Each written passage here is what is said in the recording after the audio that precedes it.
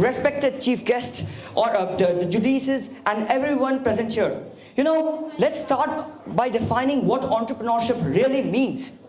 When we first hear this term entrepreneurship, we knowingly or unknowingly consider it as a very difficult, complicated topic.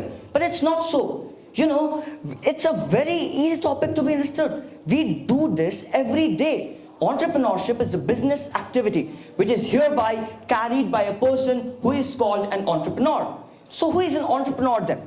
An entrepreneur is a person who has the idea, who has the skill set, who has the mindset, and has that ability, that risk-taking financial ability to implement those plans and ideas which he has. So do you know what differentiates a person from entrepreneurs?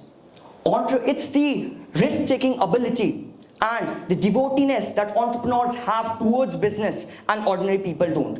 You know what the funny thing is? Once a person asks the other, what is the most important, where do you get the best business ideas in the world? And the person replied, in the graveyard. People just keep thinking about those problems but never take immediate remedial steps to implement them. Talking in the global stage, the top 5 economies of the world are United States, China, Japan, Germany, and India. Why is US there where Nepal is not? What has US done different from Nepal? Is the entrepreneurial wave that hit the United States and not Nepal. You see, entrepreneurial wave is very important in any country of the world. That is the reason why United States is where it is. It's not like we do not have prospects in Nepal, but the problem is nobody is ready to take any remedial stand. You see, first of all, when we talk about the prospects, first of all, we have natural resources in our country. We have vast natural resources which provide us with the opportunity to lower our cost of production. That is what is the most important fact is. Second is tourism industry. Tourism sector is emerging as one of the finest sectors in entrepreneurship in Nepal.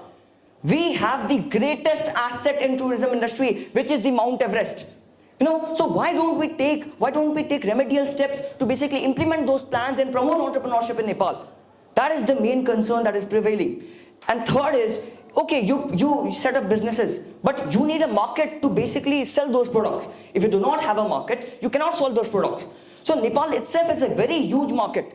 And besides, our government has maintained core diplomatic relationships with India and China, which are the two most growing economies of the world. So, I cannot even explain all the factors.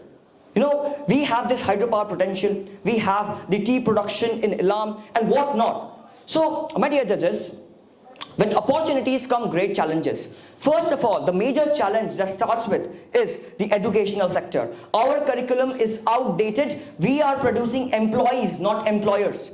Second is the lack of risk-taking ability in the people. People do not have, taking risk has become a taboo in the Nepalese society. Nobody wants to take risks. People are quite inclined towards getting government jobs. They just think that if I get a government job, my life is set, I don't need to do anything. Why? No, you do not know the importance of entrepreneurship.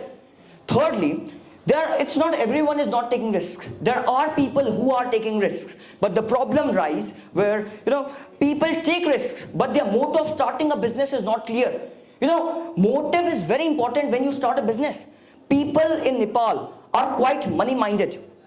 They only intend towards making money. But making money does not only solve the problem.